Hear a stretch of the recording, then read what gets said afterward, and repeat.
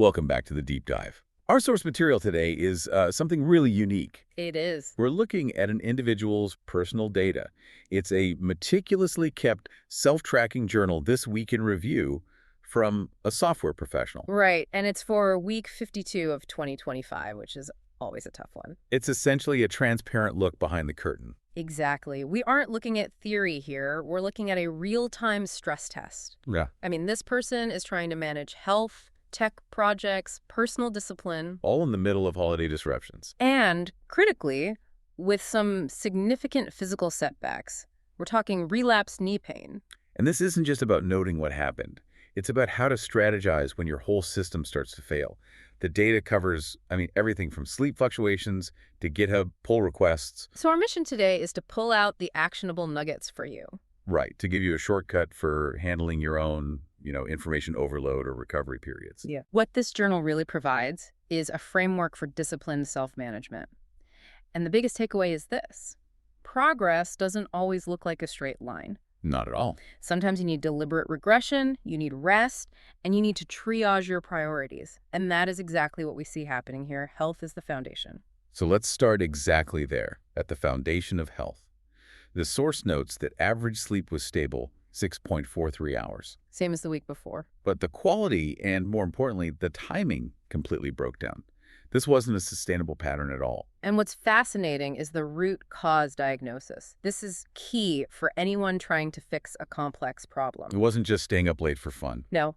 The journal traces the delayed bedtime to a perfect storm of small failures. You have sporadic knee pain keeping them awake, then late evening naps becoming disruptive, which in turn pushes dinner back too late. It throws off the whole winding down process. It's a classic cascading failure. If you're building a system, whether it's code or your own body, one small piece fails and the whole rhythm gets thrown off. Exactly. So seeing this failure, they immediately formulated a concrete four-pronged plan for the next week.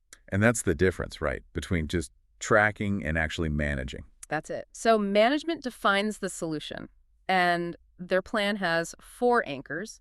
First, commit to a fixed wake-up time. Okay.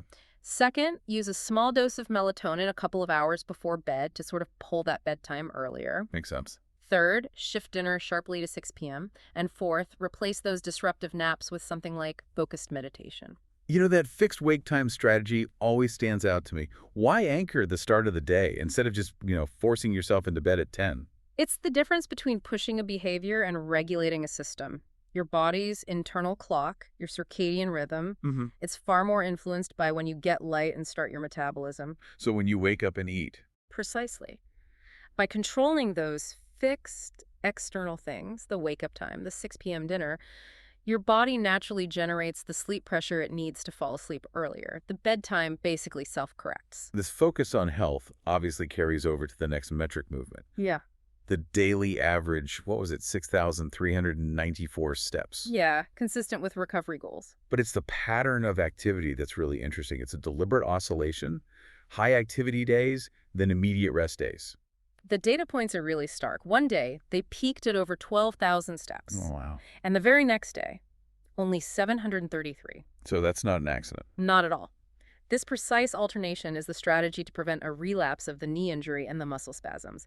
It's about stability and a conservative recovery. But if they're in pain, wouldn't a week of total rest have been a better idea?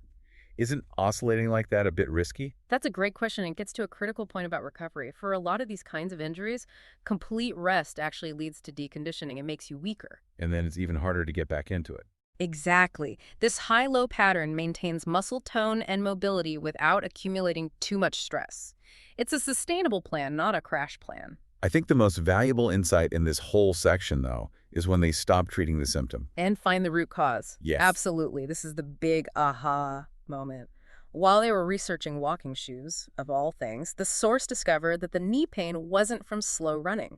Which is what they thought. Right. It was rooted in a much older biomechanical issue: incorrect foot pronation. Okay, and for anyone not familiar, what exactly is foot pronation? Pronation is just the natural inward roll of your foot when you walk or run. Incorrect pronation means the foot rolls too far inward. And that throws everything out of alignment. Your ankle, your shin, your knee. It puts chronic stress on the knee joint. And discovering this led to a very specific new task, relearning how to walk with the right posture. That is such a powerful takeaway. Yeah. I mean, how many projects do we struggle with just putting Band-Aids on symptoms when the real flaw is some foundational choice made years ago? Precisely. They recognized that no amount of advanced work would help until the basic walking architecture was sound. It's about addressing deep technical debt. Okay, so last part of the health sphere. Yep. Diet. Predictably, week 52, the weight trended up. Yep, plus 0.65 kilos, the holiday effect in data form. We've all been there. And the attribution is very honest. It's from eating out more salt, sugar late dinners, and, high carb stuff like cookies and cakes. There's a crucial bit of nuance here, isn't there? Yes, and this is vital. They also note that increased strength training could mean muscle gain is a factor. So it's not all bad. It's not. And that nuance prevents the kind of discouragement that can derail your progress. So the response is swift. Get back in control, prioritize home-cooked meals, and return to their baseline structure. Which they call the 2.1.1 ratio. What's that? It's their simple dietary anchor, 2 parts plants, 1 part protein, 1 part carbs. It's a simple rule to manage a complex behavior without, obsessive calorie counting. Okay, let's transition to section 2, the structured mind. How this disciplined approach was applied to projects and hobbies, even while recovering. Right, and we see that consistency is the key, even if the scale of the tasks gets smaller. On the writing front, the focus stays on 2 topics, gardening and Haskell programming. Which is a fascinating combination. It is, isn't it? And because of a growing backlog of ideas, they're actually thinking about increasing their output from 2 to maybe 3 posts a day in the new year. This is some serious throughput management. But why those 2 things, Haskell and gardening? I think it speaks to a discipline of knowledge production. Haskell is this incredibly precise, purely functional programming language. Gardening is an applied biological science. So 2 totally different fields. Exactly. And maintaining output in both shows a commitment to the habit of production, not just the subject. And the coding activity followed a similar theme. Consistent, focused effort, even with the pain. Correct. The focus wasn't on creating big new features. It shifted to small, high-impact maintenance. Like submitting pull requests for typos on GitHub. Yeah, little things found while browsing. But more significantly, they took on a specific technical challenge in their own projects, switching their Python code to stricter typing rules. Now, for someone not deep in software, why is that considered high impact? It sounds like administrative work. It's the difference between catching mistakes when the code was already running And possibly crashing. and catching them instantly while you're writing it. Stricter typing uses tools that check for errors before you run the code. It's a huge investment in reducing technical debt. It improves stability, readability. So when your physical energy is limited, this is the smartest use of your time. It's the coding equivalent of fixing the foot pronation. Address the foundation to prevent errors down the line. That makes perfect sense. And we see this same prioritization in the physical hobbies. Gardening and home improvement were notably slow. Yeah, the knee pain really limited what was possible. You see a clear intentional shift. The high-effort stuff was deferred. All of it. Installing curtains, putting in a drawer, grout work all untouched. Instead, gardening was about starting small propagation projects. Gentle, maintenance-level stuff. Exactly. The body dictated a swap from heavy installation to low-impact nurturing. What about other ongoing maintenance? They even mentioned fishkeeping. Even there, the discipline holds. Regular, almost daily feeding and water changes. It's about keeping the system stable. Photography, meanwhile, stays in the idea phase. Just thinking about a new lens. Right, deferring the actual execution. Managing scope tightly until the recovery period is over. Let's talk about the mindset that allows for all of this. They mentioned using short, like 1 or 2 minute sitting meditations. And these are used as functional tools, which is vital for you to understand.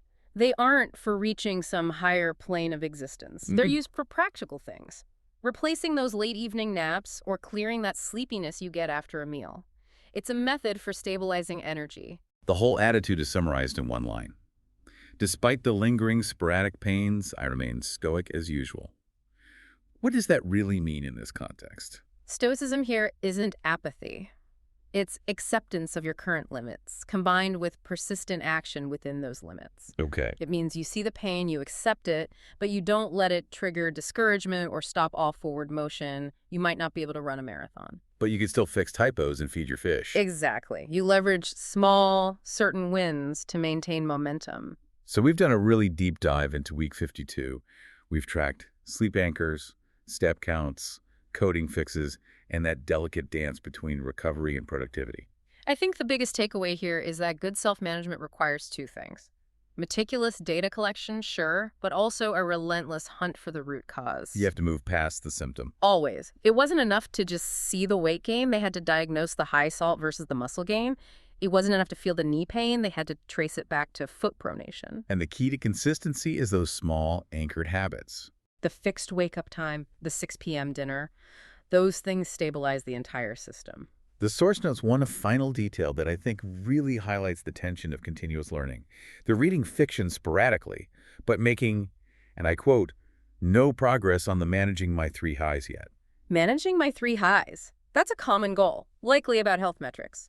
Blood pressure, blood sugar, cholesterol, foundational knowledge. And they know they need it, but it got deferred in week 52. It did. And that leaves us with a final provocative thought for you to consider. In a world that demands constant progress, constant output, where do you draw the line? The line between maintaining your existing disciplines, the daily PRs and blog posts, and dedicating focused time to learn the new foundational knowledge you know you need. Like that reading on managing your 3 highs. How do you budget your time and energy for both continuous action and that deep proactive learning? It's the eternal tension, isn't it, between output and prevention. Keep exploring, and we'll catch you on the next deep dive.